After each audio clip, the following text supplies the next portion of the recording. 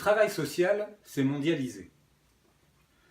Dans la seconde partie du XXe siècle, les façons de voir et de faire s'élaboraient en interne, de manière franco-française, au gré des jeux d'influence entre les associations locales, leurs fédérations nationales, les collectivités territoriales ou bien encore l'État.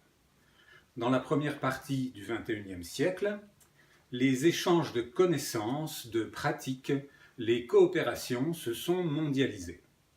L'ONU et l'OMS, par exemple, influencent directement les pratiques du travail social français. Le Conseil de l'Europe, l'Union européenne, les confédérations européennes d'associations détiennent aujourd'hui également un pouvoir de guidance sur les pratiques. Comme en économie, on peut donc parler d'une mondialisation des échanges en travail social.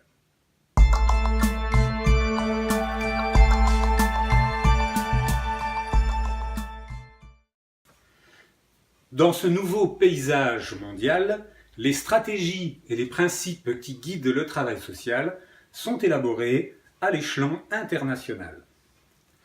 Les consensus sur les bons chemins à emprunter s'incarnent aujourd'hui dans des conventions internationales des droits, dans des recommandations européennes ou bien encore dans des rapports d'experts internationaux également.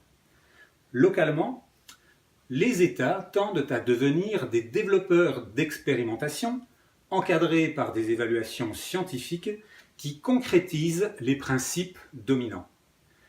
Quant aux petites associations locales, le rôle de ces dernières semble se réduire à celui de simples opérateurs de la commande publique.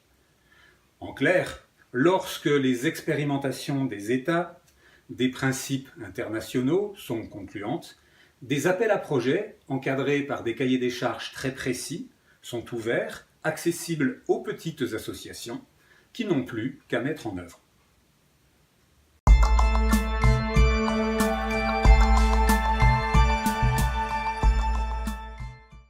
Deux tendances sont aujourd'hui dominantes dans le travail social mondialisé.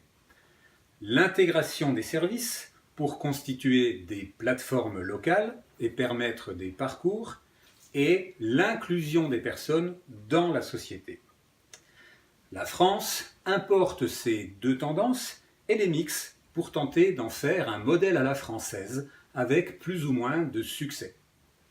Nous importons depuis le Québec le modèle des réseaux intégrés de services ainsi que le métier de case manager.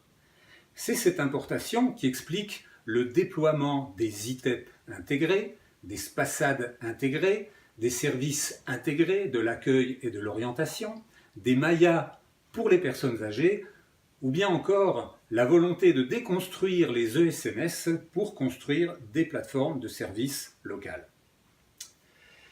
C'est cette importation qui explique également le développement du case manager à la française sous différents vocables. Gestionnaire de cas, référent de parcours, assistant au parcours de vie.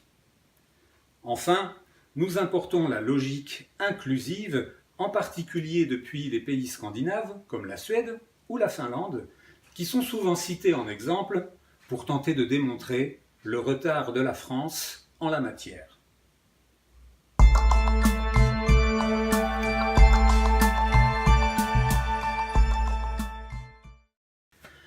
En conclusion, la mondialisation du travail social oblige les acteurs du secteur à reconsidérer leur conception du périmètre du secteur et à l'élargir pour y intégrer les nouveaux acteurs internationaux s'ils veulent comprendre les tendances actuelles.